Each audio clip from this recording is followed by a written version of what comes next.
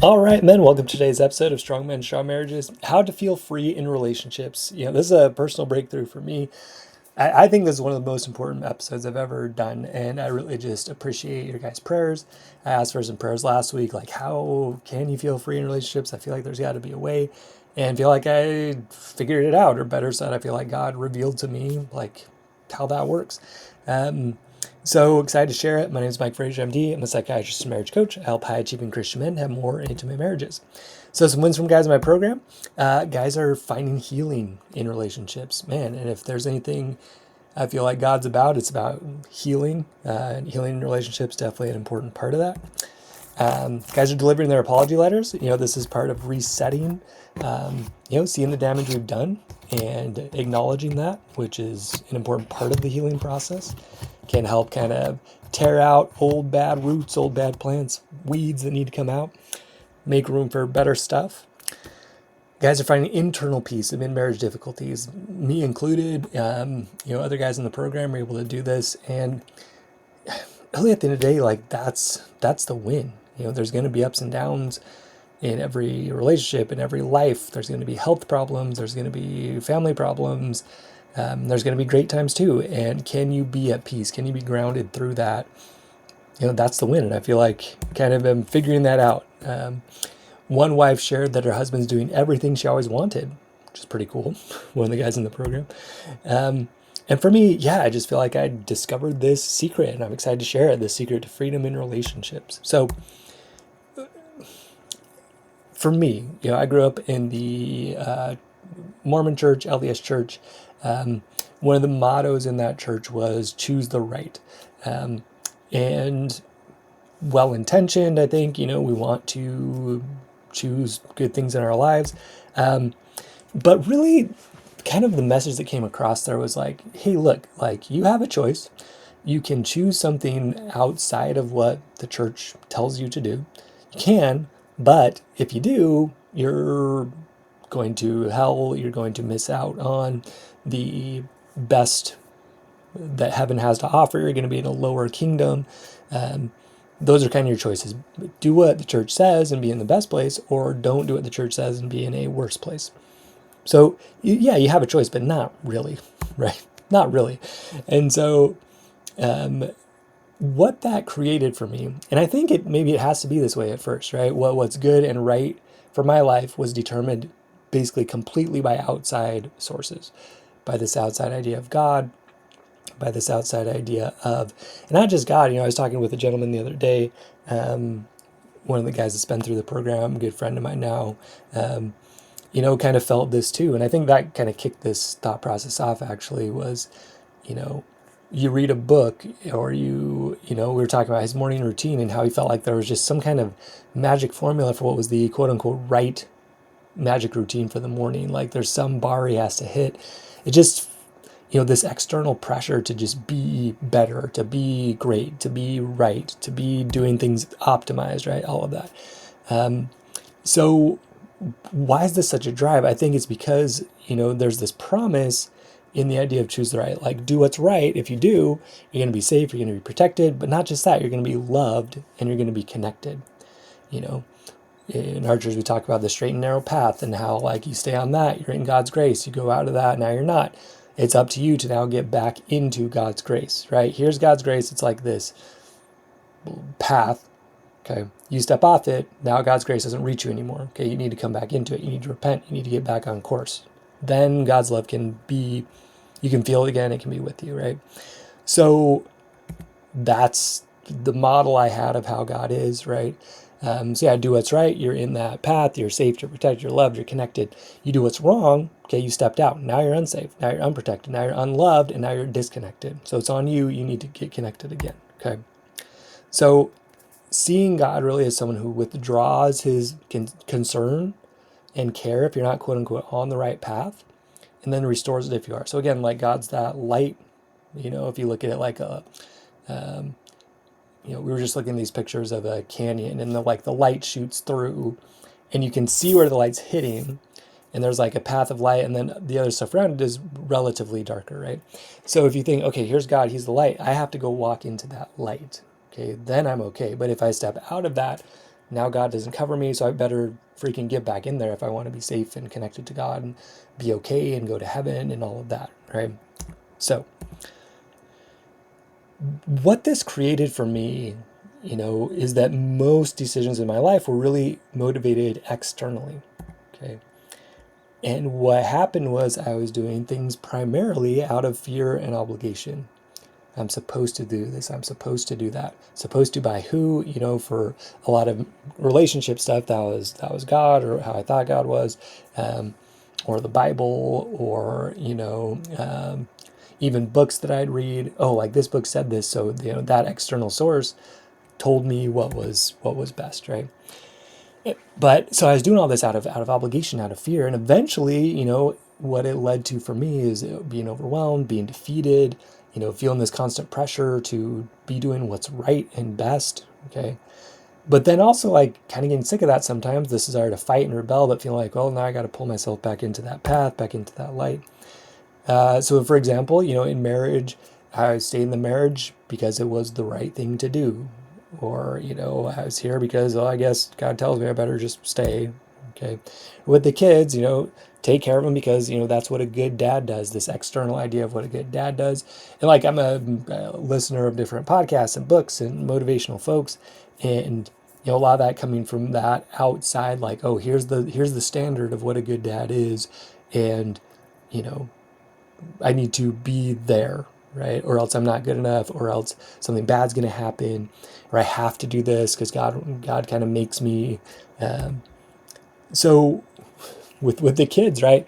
I think part of where I was coming from and why I wanted the kids out of the house so bad, and it's cool to me, I can really say wanted, because I honestly don't feel that anymore. And again, thank you for your prayers, because it is a huge shift for me.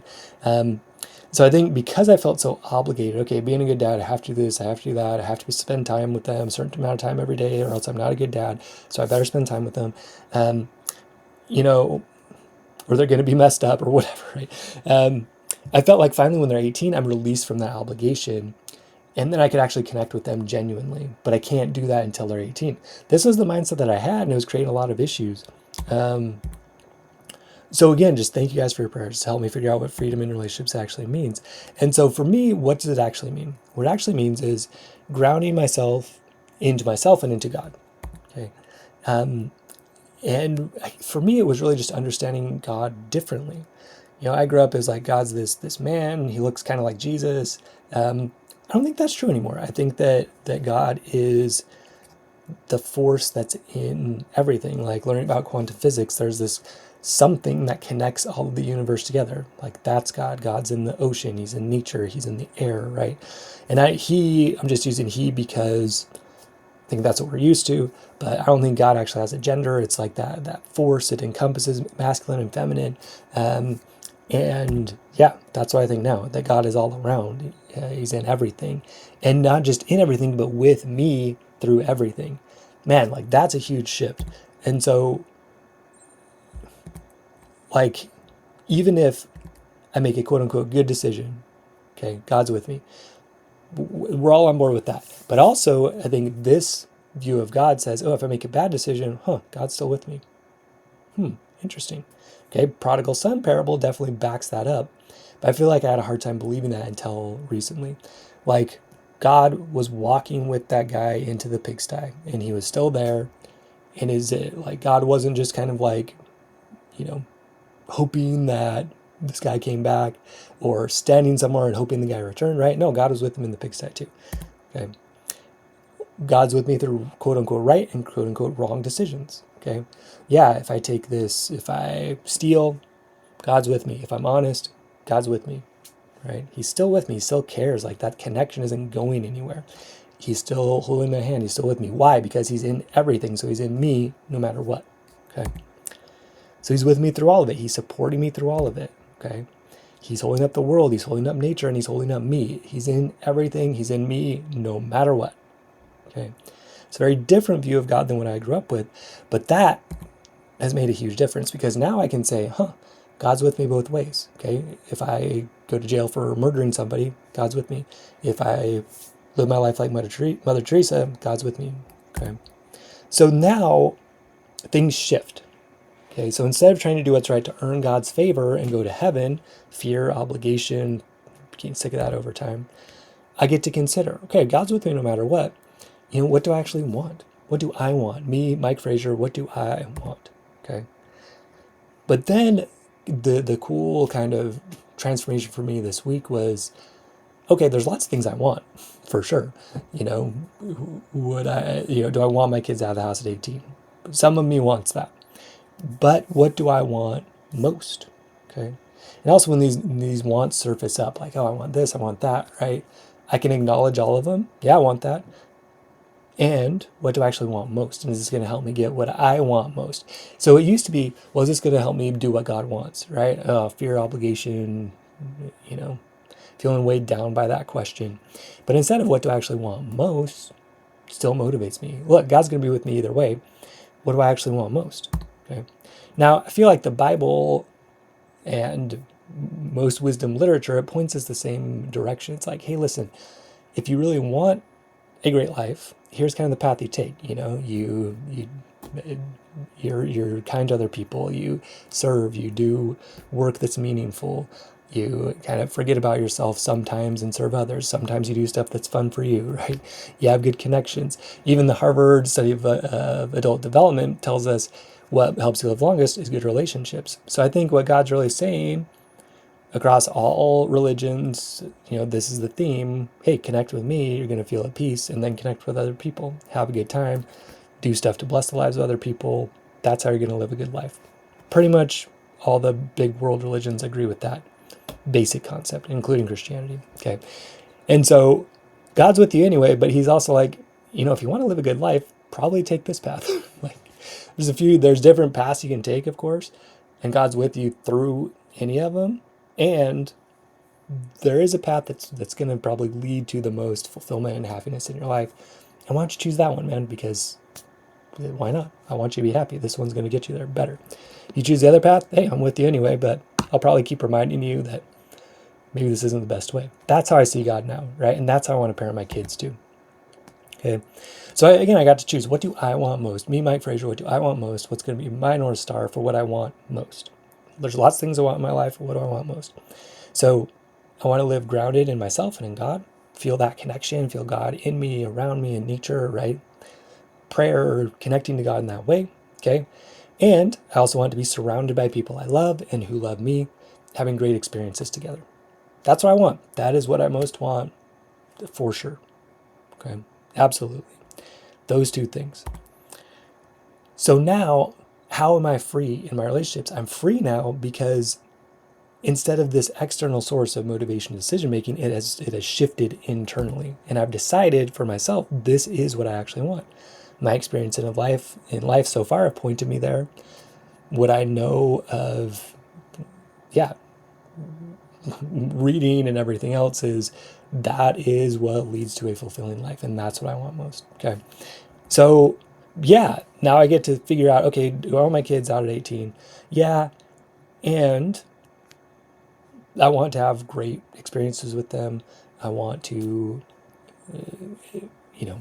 motivate them. I want to have wisdom in how I raise them. But at the end of the day, right, like, I want my interactions with them to be meaningful and good. And I don't know how long these kids are going to be in the house. And that used to be really exciting to me. And now it's kind of like, I can make these relationships great now. I can have good connections now, even if it's not anything big. Just the way that I talk to them and how they feel me coming towards them can be positive, right? How can I make this a great moment today, right?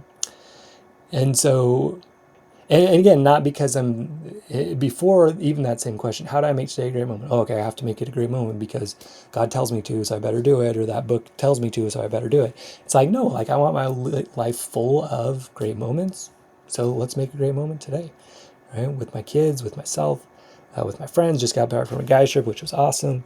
Right in line with this, people I love who love me, having great adventures and fun times and great discussions and deep conversations and supporting each other, doing that together, right? This was a perfect time.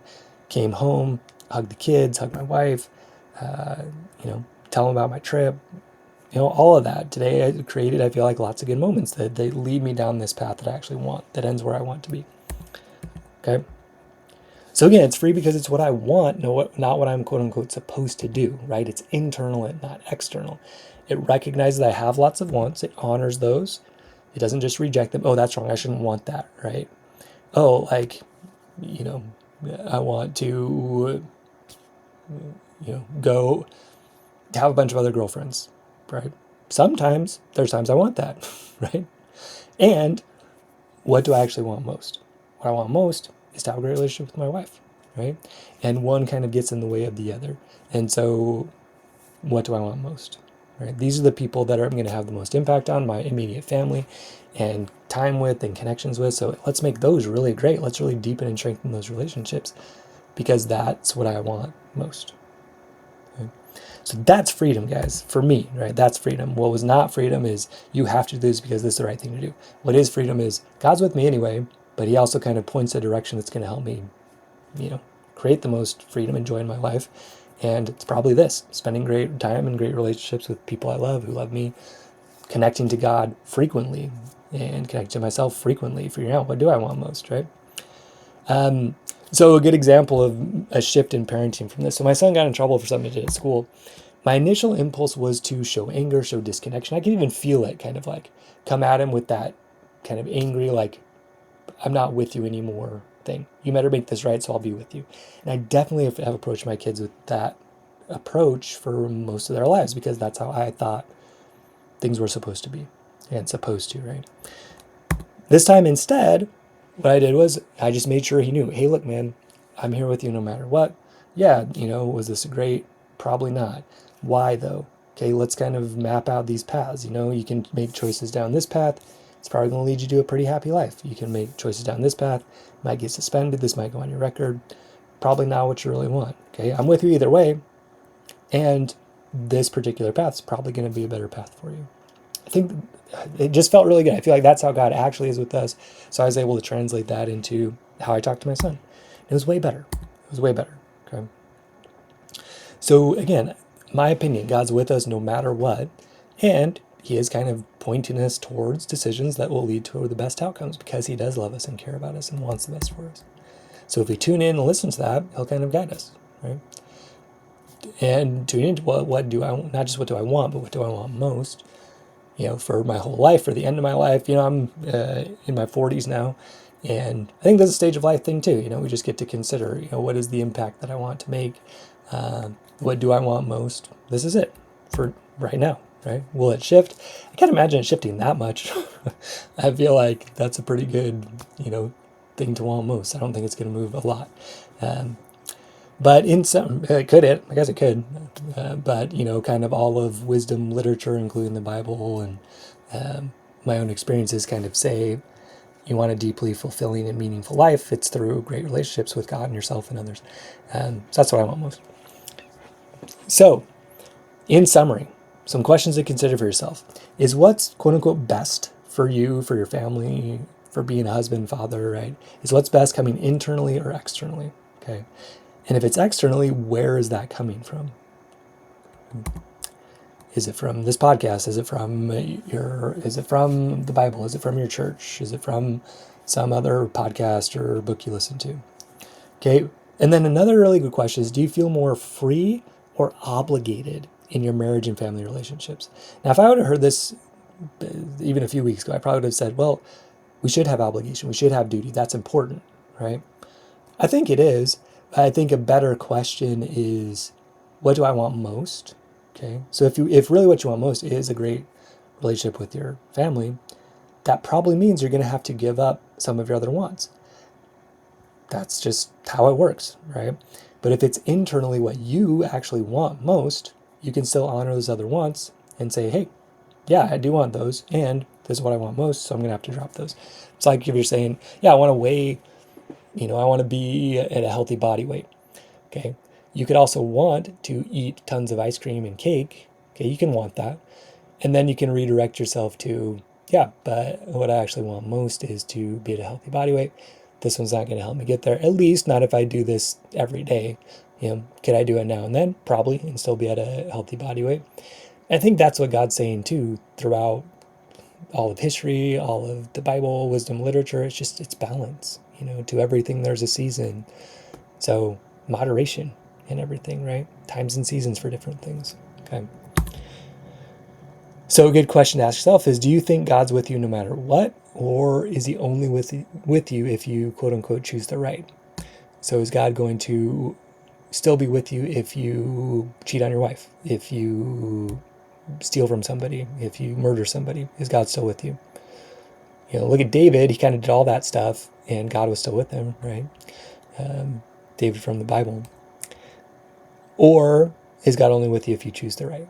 Right? Is God this path that you have to bring yourself into? Or is God everywhere and just directing you to the path that will bring you the most joy? That's what I'm choosing to believe now. It feels a lot better. So if you believe that, I think that then frees you up to say, okay, like there's not some thing that I have to do to be okay with God and to have God with me. Okay, so if that's true, then what do I actually want most? Because the reality of life is we cannot have every single thing that we want, but we can have what we want most and direct our lives toward that. Okay, so choose it. Use that as your North Star. For me, I want to be grounded into God and myself. So what does that mean? Okay, so do I want to sleep in? Do I want to watch TV? Yes. Okay, I do want those things. And will those things help me ground into God and myself? Maybe some shows, but some not, right? And so if I'm going to do that, I probably need to spend some more time outdoors. I probably need to spend some more time praying if I want to be grounded into God and myself. If that's what I want most, that's probably what that means. Okay. If I want to spend, and then my second part, spending great moments with people I love and who love me. Okay. And at the end of the day, being able to remember and reflect on those moments. So do I want to, again, like watch TV, go be by myself sometimes. Again, like being, I think this is again the balance, right? So grounded into myself, that's going to require some time alone. Spending great moments with people I love and who love me, that's going to require spending time with some other people. So finding that balance, right? And I think that's where connecting to God helps so much. He can kind of help be like, hey, yeah, let's work together, man. Like, this is what you want most. Let's do it. Maybe, and kind of nudges, hey, maybe it's time for yourself, or maybe just leave this alone. Hey, make a choice, see what happens, learn from it, right? I think he's trying to help us learn and grow. So yeah, I hope this resonates with you, man. Like, I feel better than I think ever have, and really grateful for your guys' prayers for this. So come join us in creating the life that you want most at Strong Men, Strong Marriages. This is the approach we're going to take from here on out. That God's with you no matter what. I think really all of the podcast and everything has been based on this kind of core belief that there is this external right that we're all trying to find, to be okay with God and to be approved of by ourselves and by our family, right? There's this like optimal husband and father that we're all striving towards, and we're always falling short, but it's always there, but external, right? I don't believe that anymore. I don't think that's right. I feel way more free. I feel way better believing God's with me no matter what. And I get to choose what I want most.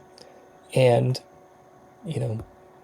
it's that. Like, I want to be grounded to God and myself, have great relationships, spend time with people that I love, that love me, creating great memories together. That's what I want my life to be full of from here on out.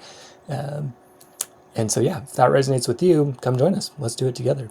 It's Strong Men, Strong Marriages. So we've got our group program.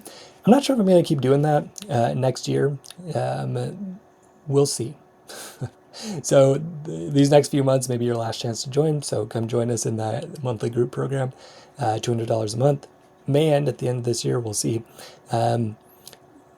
Or if you're a guy who is a high achieving guy, able to invest 5 figures into really doing some deep work to kind of reframe your thinking in life. I think that's probably the direction we're going to end up going more of in the new year. So guys that have the time and the funds and are ready to put a big investment of time and effort into it, and financially a big investment into it, I feel like that's probably who I can help most, because it most reflects my story. And we can get in and kind of do the work that I feel like I am best equipped to help you with. So If you are that guy that's successful in business but kind of having a hard time in relationships, let's get to work and do some deep work together. Probably will take less people than ever because I think what we'll probably end up doing is like have, before it was like, more monthly stuff. I think we'll do more one-on-one sessions, do some deeper work, and really be focused on making these big internal shifts that I think will just make such a big difference in your whole life. So if that resonates with you and you're like, man, yeah, this stuff you're saying, I really want to feel that for myself, come fill out an application. Let's talk. Let's see if we're a good fit to work together to help you make those shifts. All right. Stay strong in God, man. We'll see you next episode.